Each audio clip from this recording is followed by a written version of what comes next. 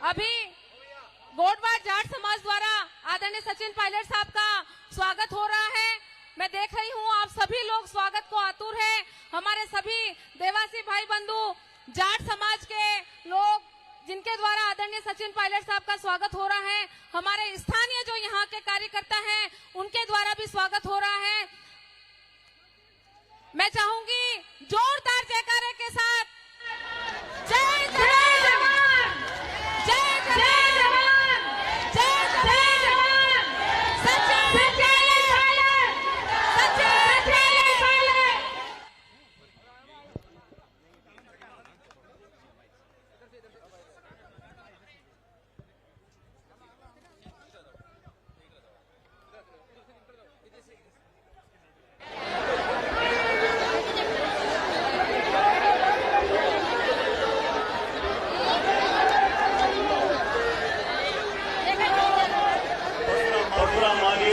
पावन धरती पर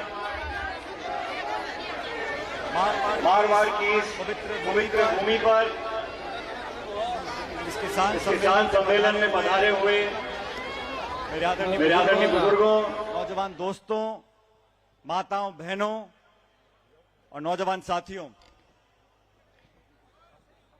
मंच पर उपस्थित हमारे पूर्व मंत्री राजेंद्र चौधरी जी, हमारी सचिव शोभा सोलंकी जी, भीमराज भाटी साहब, हमारे जिला अध्यक्ष समरजीत सिंह जी, पाली के जिला अध्यक्ष चुनीलाल जी, सोमेंद्र फालना जी, महेश जोशी जी, लालाराम जी पूर्व विधायक, जीवराम आर्य साहब पूर्व प्रधान, करण सिंह उचाड़ा जी, प्रेमराम देवासी जी, श्याम खिचड़ जी, नरबत जी, महेश शर्मा जी, राजेश चौधरी साहब, मंच पर सभी नेतागण, साथियों, आज इस किसान सम्मेलन में मैं आप सबका, प्रदेश का और तमाम लोगों का ध्यान उनकी तरफ आकर्षित करना चाहता हूं जो लोग इस देश का पेट पालते हैं। वो किसान वर्ग जो राजस्थान और पूरे देश में अन्न और अनाज पैदा कर पूरे भारतवर्ष का पेट पालता है।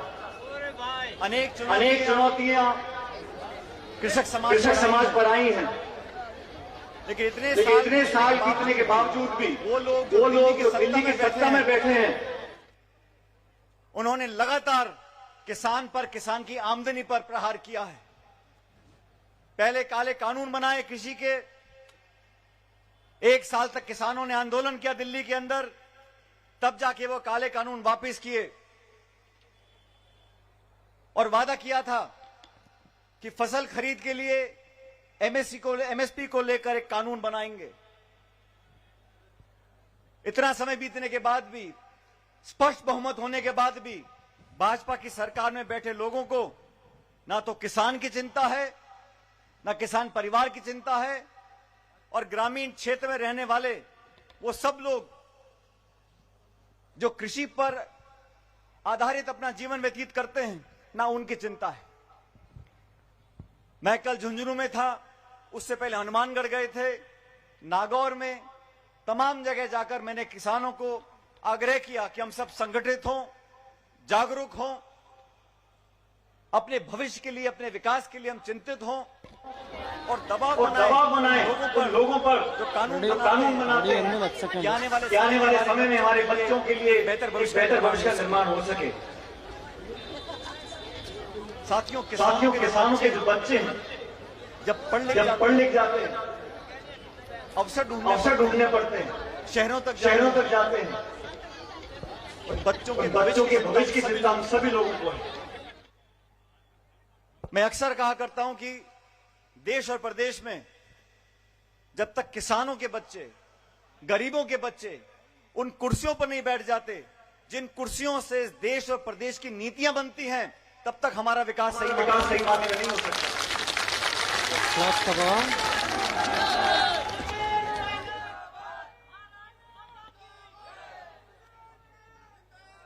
साथियों,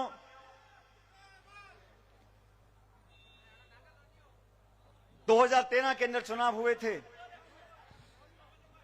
उस समय हमारी कांग्रेस की सरकार चुनाव हार गई थी। हम लोग सड़कों पर आए, 5 साल तक आप सबने सहयोग दिया और 5 साल की कड़ी मेहनत के साथ सब लोगों ने योगदान दिया, हमने सरकार बनाई। उन 5 सालों में वसुंधरा जी की सरकार राजस्थान में थी। हमने चुनौती दी थी वसुंधरा जी की सरकार को कि आपके भ्रष्टाचार, आपके काले कारनामों को हम एक्सपोज करेंगे। और 2018 में जब जनता ने भाजपा की सरकार को विदाई दी तो इस विश्वास पे दी थी कि उस 5 साल में जो लगातार घोटाले हुए उस पर हम जांच करेंगे, जो मुलजिम पाए जाएंगे पे कार्रवाई करेंगे। आप सबको याद होगा वसुंधरा जी की सरकार में हमने लगातार आरोप लगाए थे। खान का घोटाला हुआ, उससे पहले कालीन का घोटाला हुआ था। अधिकारी नेता जो उस वक्त भ्रष्टाचार में लिप्त थे, हमने कहा था हम उन पर कार्रवाई करेंगे। हमारी सरकार को 4 साल हो गए। मैं उम्मीद करता हूं कि चुनाव आने से पहले भाजपा की सरकार ने जो जो भ्रष्टाचार किए थे, जिनको हमने जाके पब्लिक में कहा था, उन सब लोगों का उस कार्यकाल में भ्रष्टाचार में फंसे हुए थे, एक्सपोज हम करेंगे और न्याय लोगों को दिलाएंगे ताकि जनता हमारी बात पर विश्वास कर सके। जो लोग भ्रष्टाचार फैलाकर गरीबों की जेब पर डाका डालकर अपना पेट भरते हैं, उनको राज करने का अधिकार नहीं है। 11 महीने बाद चुनाव होंगे और आप सब जानते हो हमारी स्थिति जो पहले पाली में, जालौर में, सिरोही में थी, उसमें थोड़ी कमी आई है। और मैं चाहता हूं सब नौजवान, सभी किसान, अगड़े पिछड़े, हर जाति बिरादरी के लोग, महिला, बुजुर्ग मिलकर आने वाले समय में संगठन को मजबूती दें। राहुल गांधी जी ने जो ऐतिहासिक और साहसिक यात्रा निकाली है, उसका कोई सानी नहीं है। 7 सितंबर पिछले साल कन्याकुमारी से पैदल चले और 3400 किलोमीटर तक प्रतिदिन 25 से 30 किलोमीटर चलकर एक संदेश पूरे देश में दिया है। देश में जो नफरत का, टकराव का, द्वेष का, घृणा का, प्रतिशोध की जो भावना फैलाई है, उसके विरोध में निकल पड़े हैं। प्यार का, प्रेम का, मोहब्बत का पैगाम निकल वो निकले हैं। उनकी यात्रा 30 तारीख को समाप्त हो रही है, लेकिन कांग्रेस पार्टी ने इस यात्रा के बाद एक और अभियान चालू किया, हाथ से हाथ जोड़ो अभियान। कांग्रेस का हाथ है और गरीब और नौजवान का हाथ थामकर हम राहुल गांधी जी का, कांग्रेस पार्टी का संदेश हर गांव, ढाणी, पोलिंग बूथ तक लेकर जाना चाहते हैं।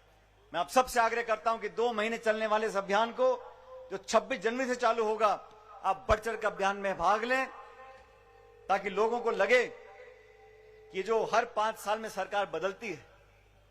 आप जानते हो पिछले 30 सालों में 5 साल सरकार बीजेपी की, फिर 5 साल सरकार कांग्रेस की। और कांग्रेस की सरकार दोबारा बनाने के लिए हमको आपको मिलकर मेहनत करनी पड़ेगी। और जो लोग भ्रष्टाचार में लिप्त रहे भाजपा के कार्यकाल में, आप सब जानते हो, जमीन के घोटाले हुए, बजरी के घोटाले हुए, शराब के घोटाले हुए, भू माफिया पनप गए थे। जो लोग देश छोड़ के भाग गए, ललित मोदी जी जो विदेश में बैठे हैं, उनका नाम जिन लोगों के साथ जुड़ा था, उन पर कार्रवाई होनी चाहिए। और केंद्र में बैठी सरकार हमारे नेताओं पर झूठे आरोप लगाती है। राहुल गांधी, सोनिया गांधी जी के ऊपर केस दर्ज कर दिया ईडी का, इनकम टैक्स का। उनको पूछताछ के लिए बुलाया जाता है। गांधी परिवार ने जिसने शहादत की है देश के लिए, इंदिरा जी ने, राजीव गांधी जी ने, उन तमाम नेताओं के साथ जो दिल्ली बैठे हैं, उनको परेशान करने का काम करते हैं, उनकी सुरक्षा छीन लेते हैं, उन पे झूठे केस दर्ज कर अपमानित करने का काम करते हैं। लेकिन हमारी सरकार राजस्थान में है, जो भाजपा के नेता जो भ्रष्टाचार में लिप्त थे, जिन पे हमने सबने मिलकर आरोप लगाए थे, उन पर हम क्यों नहीं कार्रवाई करते हैं? मैं प्रतिशोध की भावना से काम नहीं करना चाहता हूं, बदले के भावना से काम नहीं करना चाहिए। लेकिन जिन लोगों के भ्रष्टाचार को बेनकाब कर सत्ता में आए थे, उन लोगों से हिसाब को लेना पड़ेगा। मैं प्रदेश का अध्यक्ष था 2013 से 18 तक। लगातार वसुंधरा जी की सरकार को हमने चुनौती दी। हर घोटाले में आरोप लगते थे उनके ऊपर, और हमने वादा किया था कि सरकार बनाने के बाद हम निष्पक्ष जांच कराएंगे और जांच होने के बाद दोषी को सजा जरूर मिलेगी, ताकि लोगों का, जनता का, व्यवस्था में एक बाल कायम रहे। अभी भी हमारे पास समय है, 11-12 महीने बचे हैं। मुझे पूरा विश्वास है जिन लोगों ने गरीबों के साथ धोखा किया, बड़े बड़े घोटाले किए, जिन घोटालों को हमने जाके एक्सपोज किया है, उस पर सख्त कार्रवाई होनी चाहिए। नहीं तो अगली बार चुनाव में जाकर हम जब आरोप लगाएंगे तो जनता को विश्वास करने के लिए कुछ तो हमें देना पड़ेगा। दोस्तों, किसानों के लिए बिजली हो, पानी हो, बीज हो, खाद हो, फसल की खरीद हो, ट्रैक्टर हो, बोरिंग हो, ये व्यवस्था हम लोग करते हैं, तो किसी पे एहसान नहीं कर रहे।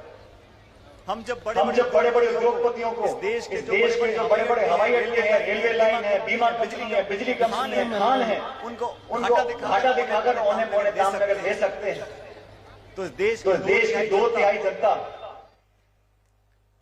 जो कृषि पर निर्भर करती है, उन लोगों को समर्थन मूल्य नहीं दे सकते, समर्थन मूल्य पर खरीद नहीं कर सकते।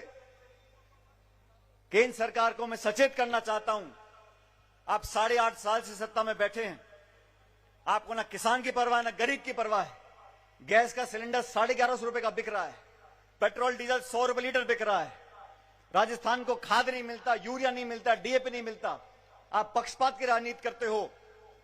मैं संदेश देना चाहता हूं पाली से, मारवाड़ से, कि आप बहुत जल्द किसान की फसल खरीद पे कानून बनाओ, ताकि किसान समृद्ध हो सके, ताकतवर बन सके। हम सब जानते हैं जब किसान को 50,000 लाख रुपए की जरूरत पड़ती है, कितनी मुश्किल से उसको पैसे की व्यवस्था कर पाता है। वो बैंक के 100 चक्कर काटता है, उसकी जूतियां घिस जाती हैं।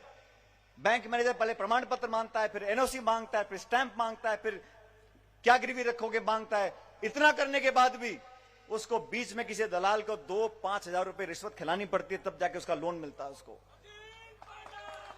और जो बड़े बड़े सेठ हैं हिंदुस्तान के जो खरबों रुपए लगा गए, वो एक फोन करते हैं और बैंक का मैनेजर उल्टे पांव दौड़ता हुआ चला जाता है, चेक लेकर के, लो सेठ जी आपका चेक, लोन अप्रूव हो गया। ये व्यवस्था जो बन गई है, गरीब अमीर में इतनी बड़ी खाई बन गई है, चंद लोगों के पास पूरे देश की संपत्ति पहुंच गई है। जो गरीब था वो इतना गरीब हो गया, उसको 2 जून की रोटी नहीं मिल रही, और जो अमीर था वो इतना अमीर हो गया कि उसके पास अपनी दौलत गिनने का समय नहीं है। इस देश में जो गांव में और शहर में अमीर और गरीब में जो फासला बढ़ता चला जा रहा है, वो बहुत बड़ी चिंता का विषय है। जब तक हम किसान को मजबूत नहीं करेंगे, किसान परिवार को ताकत नहीं देंगे, उनको संसाधन नहीं देंगे, उनके लिए अच्छे कानून नहीं बनाएंगे। मुझे फक्र है साथियों, मनमोहन सिंह देश के प्रधानमंत्री थे, मैं सरकार में मंत्री था, किसानों ने मांग नहीं करी, लेकिन सोनिया गांधी जी ने, मनमोहन सिंह जी ने, हमने बैठ के दिल्ली से किसानों का 72,000 करोड़ रुपए का ऋण माफ किया था, जो छोटे किसान थे। और आज की सरकार किसान के खाते में डालती है 2,000 रुपये, और दिन भर नाचते फिरते हैं कि हमने किसान का बहुत कल्याण कर दिया। अरे आप लाखों करोड़ रुपए उद्योगपतियों के माफ कर सकते हो, तो किसान के क्यों नहीं कर सकते? हमारी केंद्र की सरकार थी कांग्रेस की, 14 करोड़ लोगों को हमने गरीबी रेखा से ऊपर उठाया, नरेगा कानून बनाया, सूचना का कानून बनाया, शिक्षा का कानून बनाया, सूचना का अधिकार का कानून बनाया, खाद्य सुरक्षा का कानून बनाया, अधिकार बनाया। जो व्यक्ति गांव गरीब के दिल और को समझ सकता है, दुख को समझ सकता है, वही अपनी कुर्सी का सदुपयोग करता है। जो जज्बात से, धर्म से, जाति से, भाषा से, मंदिर मस्जिद से, हिंदू मुसलमान के नाम पर वोट लेकर आते हैं, वो चुनाव के समय उन्हीं जज्बातों को भड़काते हैं। आपने क्या योगदान दिया भाजपा के साथ? पूछना चाहता हूं, देश की आजादी में क्या दिया आपने? और सरकार बनने के बाद क्या योगदान दिया आपने? नोटबंदी कर दी, जीएसटी थोप दिया, उद्योगपतियों के ऋण माफ कर दिए, किसान को सड़क पर ले आए, छात्रवृत्ति कम कर दी।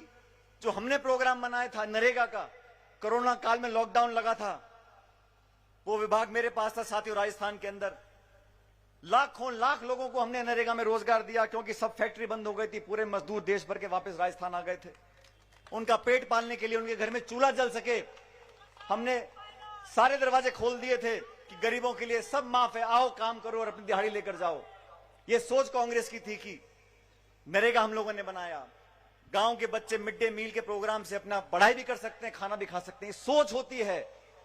इस सरकार की क्या सोच है?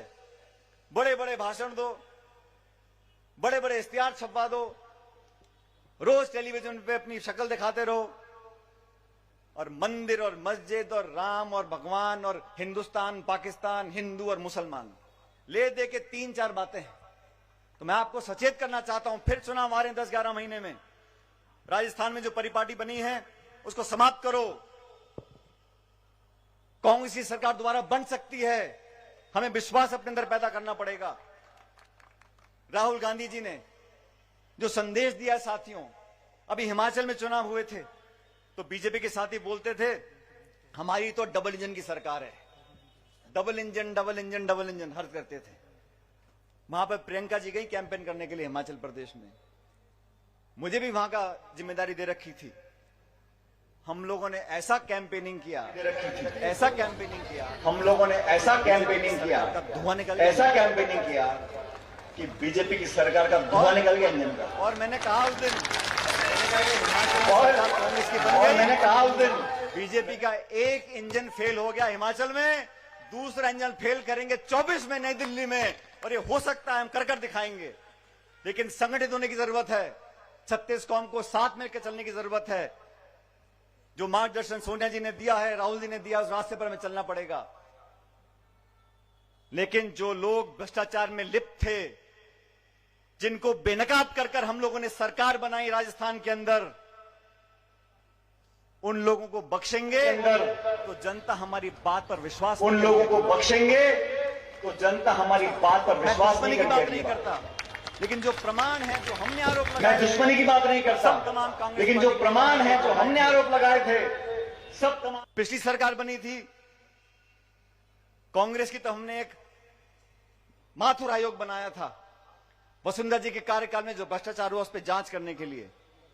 दुर्भाग्यवश वो आयोग भी कुछ नहीं कर सका और 5 साल बीत गए, अभी भी 4 साल निकल गए। जिन लोगों ने धोखा दिया, जिन लोगों ने बड़े बड़े कांडों को अंजाम दिया, जो भ्रष्टाचार में लिप्त थे, जिन पे पूरी कांग्रेस पार्टी ने सामूहिक रूप से आरोप लगाए थे, समय आ गया कि दूध का दूध और पानी का पानी हो जाए। कि मेरे नौजवान साथियों, जैसा मन से बोल रहे थे, इस विधानसभा क्षेत्र से बोल रहे थे, इस विधानसभा क्षेत्र से 30 साल से 30 साल कांग्रेस पार्टी जीती नहीं है। लेकिन ये मौका आने वाला है, अगर नौजवान ठान लें। मैं हनुमानगढ़ में भाषण दे रहा था तो मैंने कहा जो देश में बांटने वाली ताकतें हैं वो क्या बातें करती हैं? वो जाति की, धर्म की, भाषा की, प्रांत की वो बातें करते ताकि लोगों को बांट सके। लेकिन अगर इन बाधाओं को लांघना है तो जो नौजवान है वो जाति पाति पर फर्क नहीं पड़ता, वो आगे की सोच सकता है। और जो किसान है, जो हल चलाता है, ट्रैक्टर चलाता है, अनाज पैदा करता है, उसकी कोई जाति नहीं है। वो अगड़ा है, पिछड़ा है, किस बिरादरी का है, किस जाति का है, कोई फर्क नहीं पड़ता, हमारा अन्नदाता है।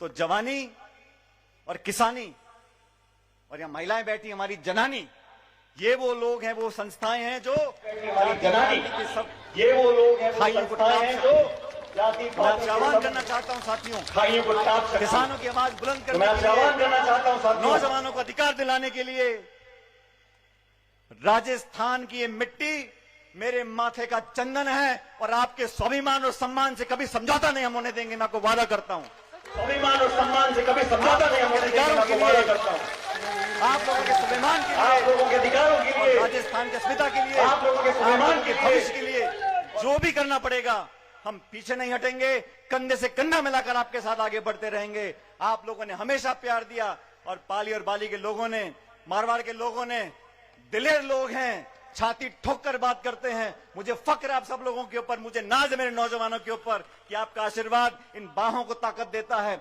हम भी आपके साथ लेकर संघर्ष करेंगे, आगे बढ़ते रहेंगे, लेकिन अपना शीश कभी नहीं झुकाएंगे। आपके सम्मान के लिए हमेशा संघर्ष करते रहेंगे।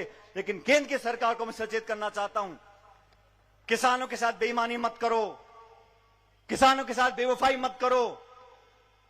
किसान किसी के भीख के भूखे नहीं हैं। किसान को सिर्फ न्याय दो, उसकी मेहनत का मुआवजा दो, और जो फसल मंडी में बिकती है उसको आप खरीदो। अगर आप देश भर में पैसा बांट सकते हो तो आपका जो पेट पालते हैं, जो अन्नदाता है, जो दूध दाता है, उसके लिए आपकी जेब क्यों नहीं खुल सकती है। सिर्फ भाषण देने से काम नहीं चलेगा। मैं इस किसान सम्मेलन में साथियों आप सबसे आह्वान करना चाहता हूं कि मारवाड़ की धरती से, इस पाली जिले से यह आवाज दिल्ली तक जानी चाहिए कि किसान चुप नहीं बैठेगा। मैं मांग करता हूं, ये प्रस्ताव रखता हूं इस सम्मेलन के अंदर कि केंद्र सरकार को बहुत जल्द, अति शीघ्र एमएसपी पर कानून बनाना चाहिए ताकि किसान को उसकी फसल का उचित मुआवजा मिल सके मंडियों के अंदर। अगर मेरे प्रस्ताव को आप सही मानते हो तो दोनों हाथ खड़े कर यहां पर मुझे प्रस्ताव को पारित करो। दिल्ली के किसान जब आगे बढ़ेगा, हमारी मांगों के सामने संगठित होगा, आगे बढ़ेगा, हमारी मांगों के सामने कोई बड़ी। धन्यवाद करना चाहता हूं, इतनी बड़ी संख्या में आप यहां पर आए हो। आने वाला समय आपका हमारा है। नौजवान जब मन बना लेते हैं, अपनी बात को मनवा कर रखते हैं। असीम प्रेम प्यार आप लोगों ने दिया, आशीर्वाद आप लोगों ने दिया, मैं सदैव आपका कायल रहूंगा। और एक बार पुनः आपको आश्वासन देकर जाता हूं, जब जब मेरे साथी, मेरे किसान, मेरे नौजवान मुझे याद करेंगे, पाली और बाली में आप मुझे अपने साथ खड़ा पाओगे। इस बात का आपको वादा कर जाता हूं। मैं परमपिता परमेश्वर से कामना करता हूं, मैं भगवान से कामना करता हूं, आप सब लोगों का जीवन, भगवान से कामना करता हूं, खुशियों से भगवान आप सब लोगों का जीवन, परमेश्वर आपके बच्चों को लंबी उम्र दे, आप हमेशा मुस्कुराते रहो, आप आगे बढ़ो, हम आपके साथ कंधे से कंधा मिलाकर चलेंगे। मैं अंत में आप लोगों से आवेदन करूंगा, जोरदार नारा दो ताकि इस देश की मिट्टी है, यहां से आवाज जाए एकजुटता की, और देश के अंदर हमारी जो आस्था है, भारत माता की आस्था है, पीछे वाले भारत माता की, भारत माता की, बोलनी आसमान में आवाज गूंजनी चाहिए, भारत माता की, आसमान में आवाज गूंजनी बहुत चाहिए। बहुत धन्यवाद। राम राम साहब। भारत माता की, बहुत बहुत धन्यवाद। राम राम साहब। हमारी जो रेस्क्यू टीम है उनके द्वारा आदरणीय सचिन पायलट साहब का स्वागत। बहुत सही बात कही आदरणीय पायलट साहब ने कि बड़े बड़े लोग जब बैंकों में कर्जा लेने जाते हैं तो उनको जल्दी से लोन दे दिया जाता है, और हमारे किसान भाइयों को बार बार चक्कर काटने पड़ते हैं, और हमारे किसान भाइयों को बार बार चक्कर नहीं पड़ता कि हमारे देश का किसान वो किसान है जो अपनी जवान बेटी के हाथ पीले बाद में करता है, लेकिन अपना जो कर्जा लिया हुआ है जब उसकी फसल आती है तो वो पहले झुकाता है। अब मैं जो भी लोग पायलट साहब का स्वागत करना चाहते हैं उनसे आग्रह करूंगी कि वो आए और आदरणीय सचिन पायलट साहब का स्वागत करें। पायलट साहब का स्वागत करें।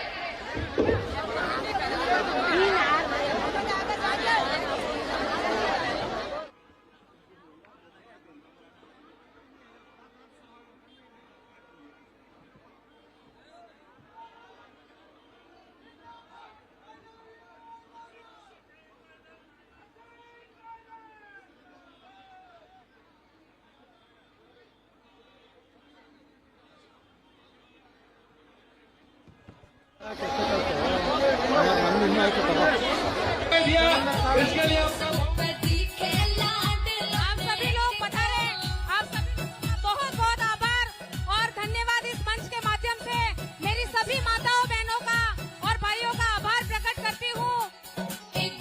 आप सब लोग इस